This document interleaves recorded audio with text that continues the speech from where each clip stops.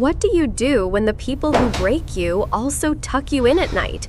When the first hands that held you were also the first to leave scars?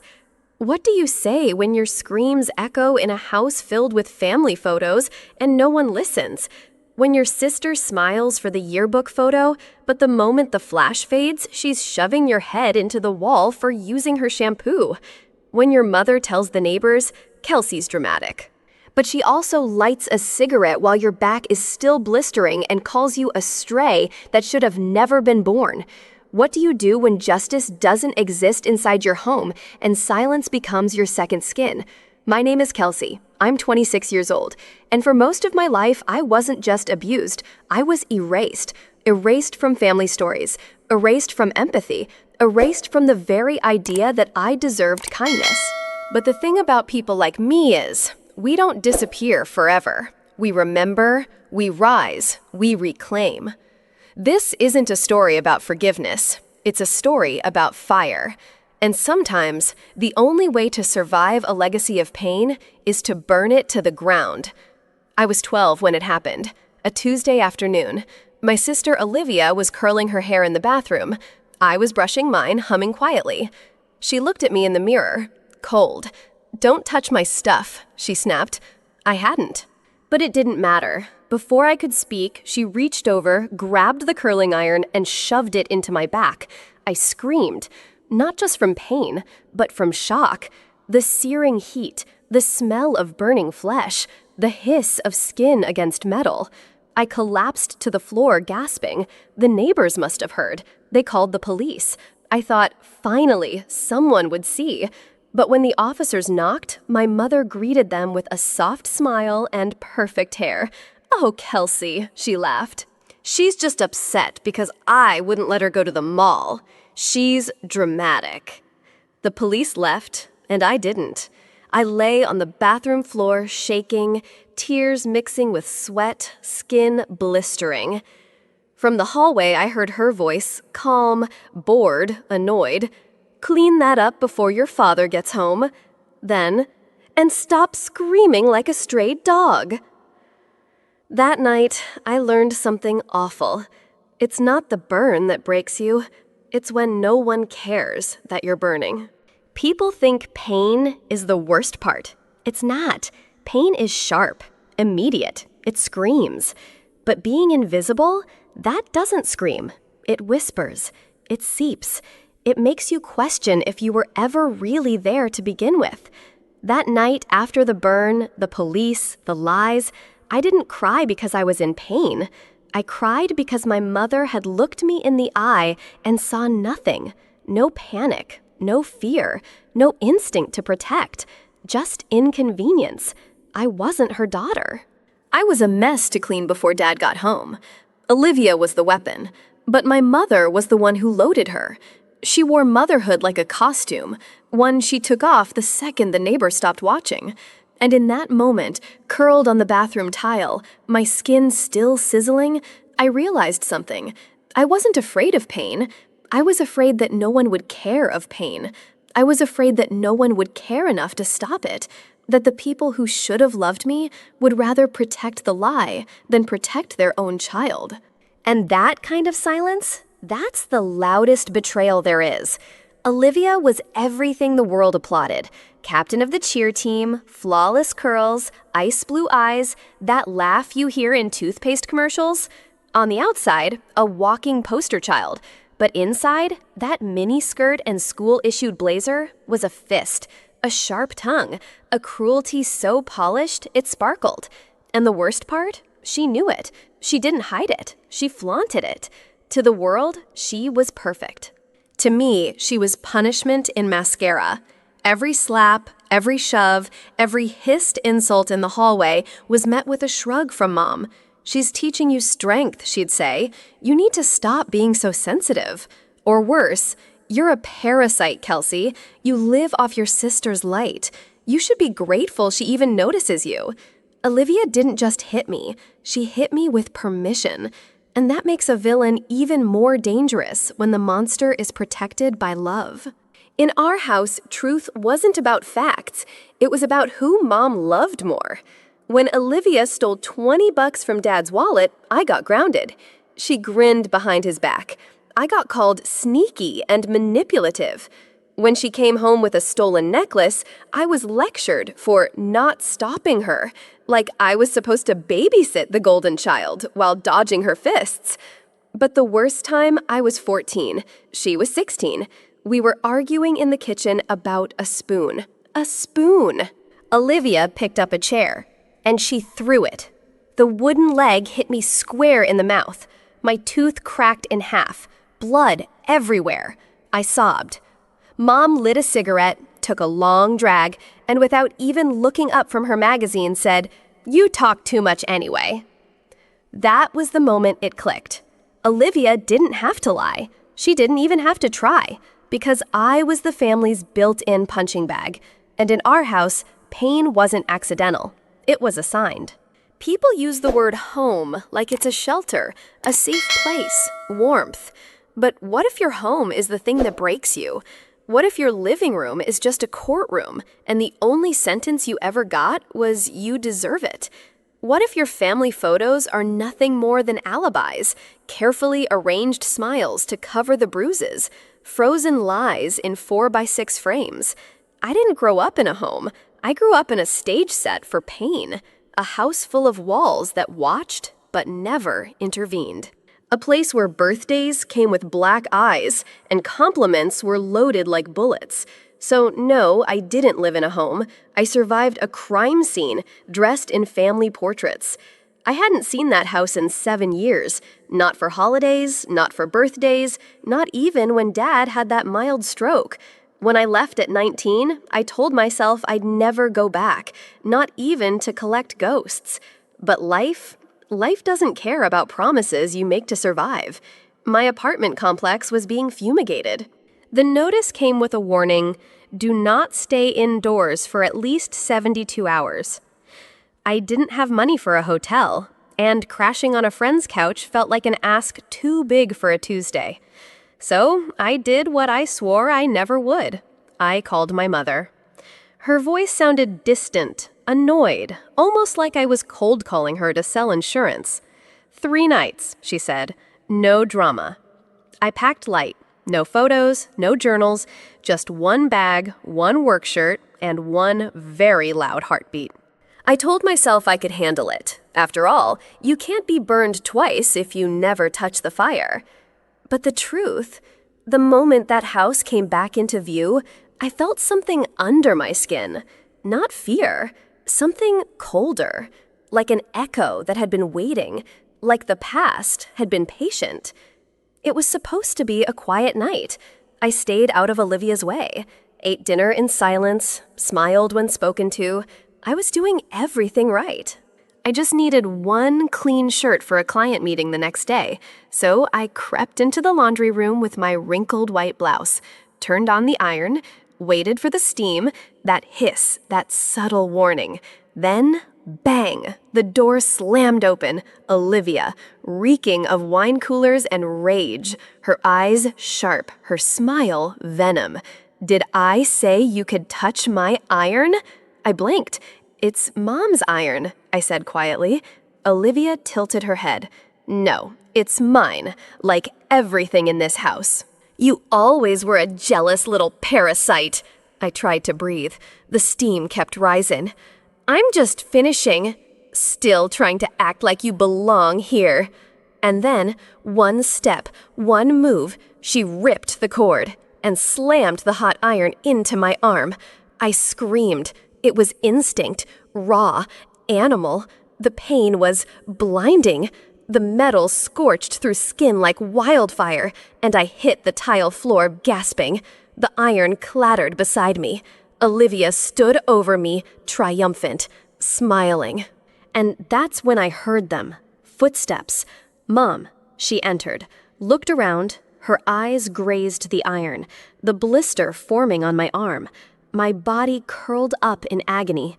Olivia, calm as a rehearsed actress, pointed at me. She attacked me. I choked.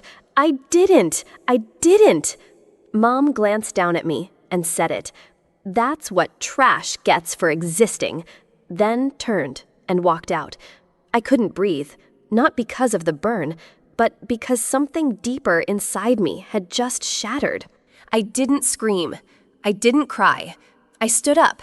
My arm was burning red, blistered, shaking. But something inside me, it was colder than pain. Olivia was still smirking. Mom was already walking away.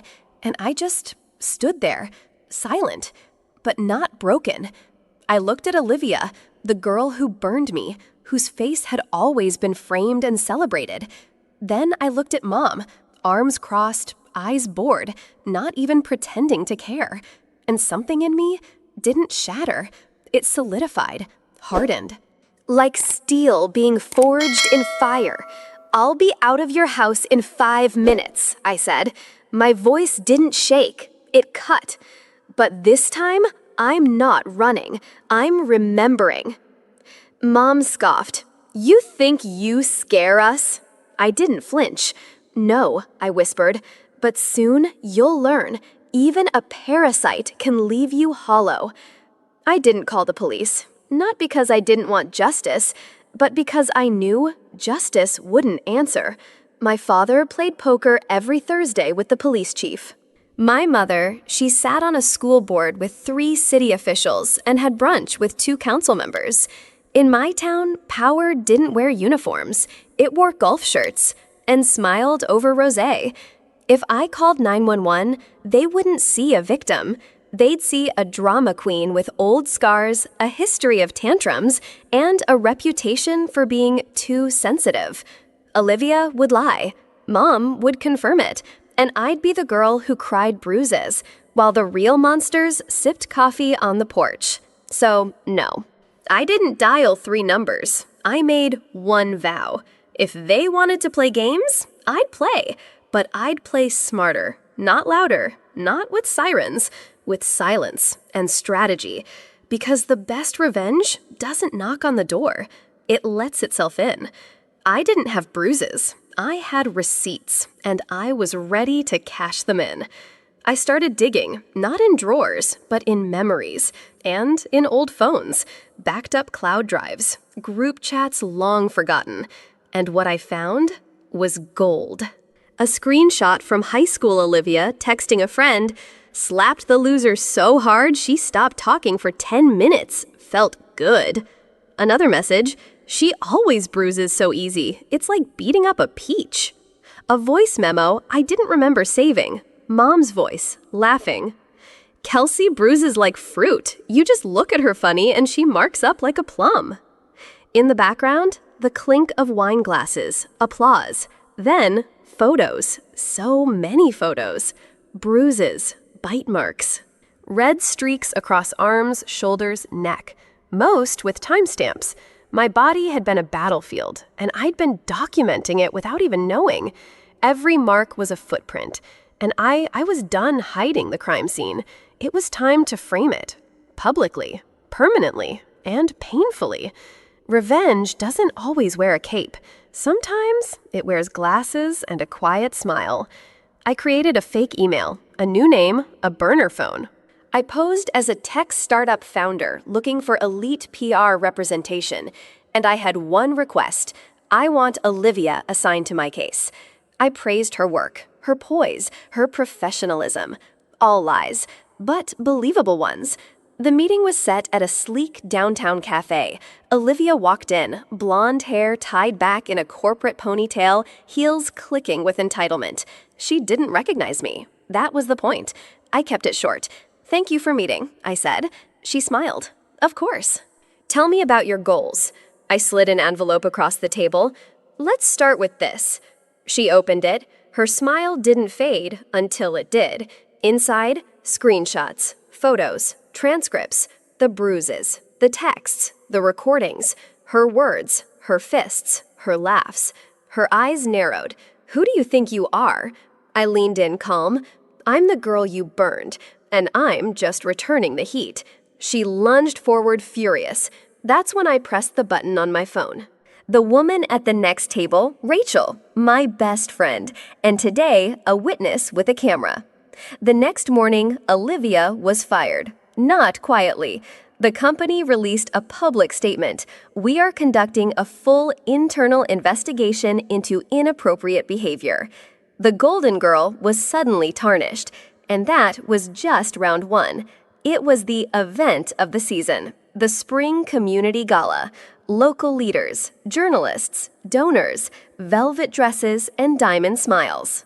And at the center of it all, my mother, the keynote speaker, the mother of the year. She stood behind the podium, her voice smooth as silk, preaching about family values and raising daughters with grace.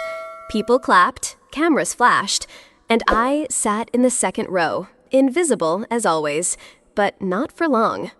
3 days earlier, I had submitted a USB drive, anonymous tribute, I labeled it, for the gala's honesty montage. The host had no idea, neither did Mom. But I knew the script, the timing, the cue, the pause before the final applause. That was when they rolled the montage. And just before it started, I leaned in, whispered to the woman beside me, "Watch closely. The real mother of the year's about to meet her reflection." The lights dimmed, the applause faded, the screen flickered on. It started slowly, a photo. My forearm, swollen and blistered, a timestamp in the corner. Then another, a bruise across my rib cage. Then one more, a bite mark on my shoulder. People shifted in their seats. A few gasped. Then the audio kicked in. Mom's voice, laughing. "Kelsey bruises like fruit. Just tap her and she marks up like a plum." Nervous laughter in the crowd. The next clip, Olivia's voice. "Told you, slapping her is better than therapy." But it was the final recording that shattered the room. Mom's voice, cold, exact, unfiltered. That girl was a mistake from the day she was born. Silence. Pure, devastating silence. The screen went black. The house lights returned, and my mother stood frozen, her hands still on the podium, her lips twitching, but no words came out. For once, the room didn't clap.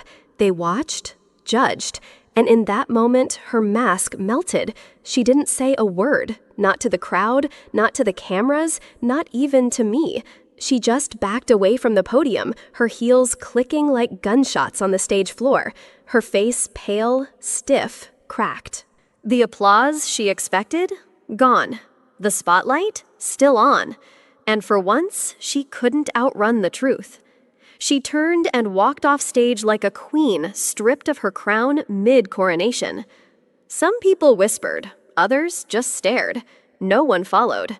By morning, the sponsors pulled out. Emails were sent, donations withdrawn. And that church committee, the one she boasted about for years, they sent her a letter. One line stood out.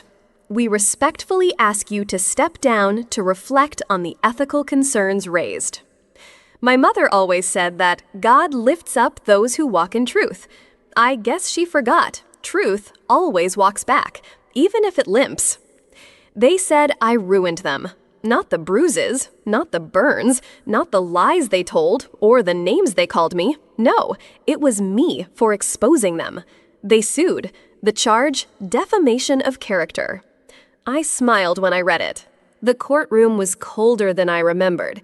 Olivia entered first, oversized sunglasses, scarf around her face like she was being hunted, as if shame were contagious. Mom followed, wearing a knockoff pearl necklace and a scowl that used to terrify me.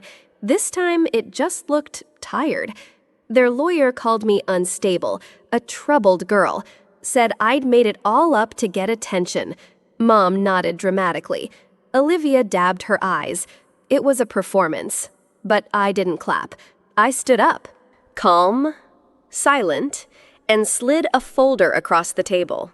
Inside, screenshots, audio files, medical records, therapist reports. The judge raised an eyebrow. Their lawyer stammered. And my mother, who once ruled over me like a queen, couldn't even lift her eyes from the floor. Because here's the thing about character. You can't defame what never existed. I didn't raise my voice. I didn't cry.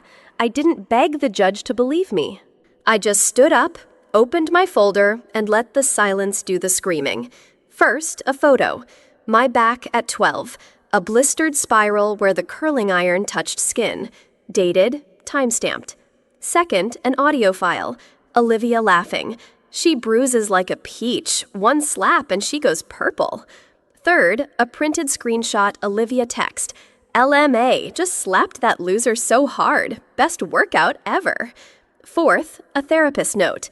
Patient exhibits long-term PTSD symptoms due to intrafamilial abuse. Fifth, medical invoices. ER visits. Burn treatments.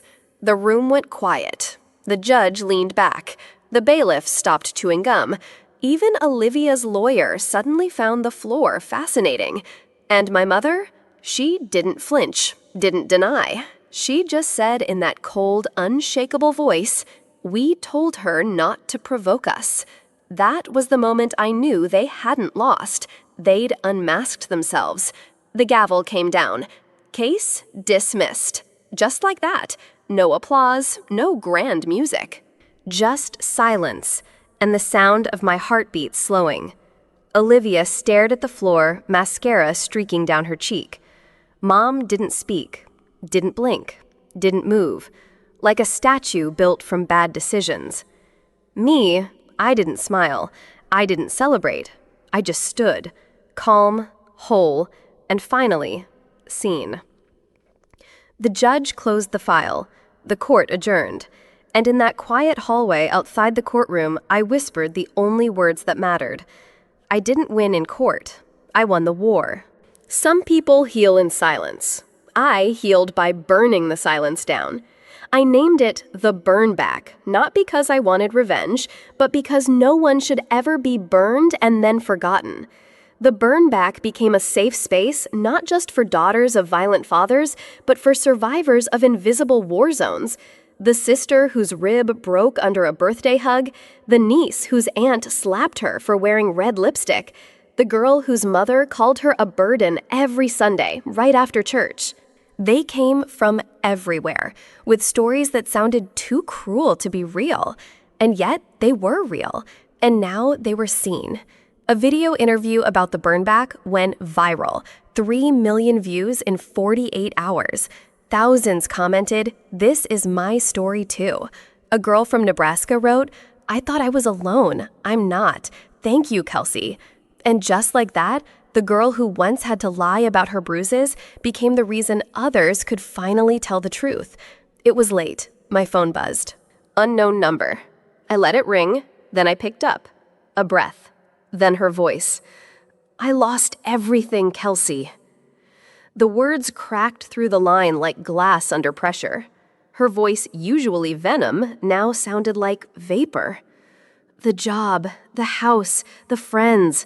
People look at me like I'm dirt. I didn't interrupt. I let her speak. Let her think this was a conversation. And when the silence fell, I whispered, "No, Olivia, you didn't lose everything." A pause. "You lost everyone." Then I hung up. No goodbye, no closure. Just the same kind of silence she used on me for 19 years. And for the first time in my life, I was the one who ended it. The boy was barely 15, a faded hoodie, burn marks down his left arm. He didn't cry. He just kept scratching the table, like if he kept moving his fingers, maybe his thoughts wouldn't catch fire. I sat beside him in silence. Then I rolled up my sleeve and showed him the scar. Not to compare, but to connect. "You know," I said gently, "they tried to burn me too." He didn't look up, but I saw his shoulders stop shaking. "You're not broken," I said. "You're not weak. You're not alone." That's how healing starts, not with words, but with being believed. And as I stood up to leave, he asked, almost whispering, "Did it ever stop hurting?" I smiled, not because the pain was gone, but because I had outgrown it. And in voiceover, I ended the story the way it was always meant to end. They tried to burn me alive, but I didn't just survive. I became fireproof. Sometimes the deepest wounds come from the people who raised us, but being born into darkness doesn't mean you're destined to stay there. Kelsey's story is a reminder that silence doesn't equal safety, and that healing is not always soft. Sometimes it's fierce, defiant, and loud. You don't have to fight like they do. You can fight smart. And even when no one believes you, you can still believe in yourself. Because in the end, survival isn't the goal, becoming fireproof is. If this story shook something inside you, if you've ever felt invisible, unheard, or unloved, then this channel is for you. Subscribe to Through Her Eyes for more stories that give voice to the silenced and light to those still walking through the dark. Your story matters, and we're here to remind you, you are not alone. Tap subscribe, hit the bell. Join the movement.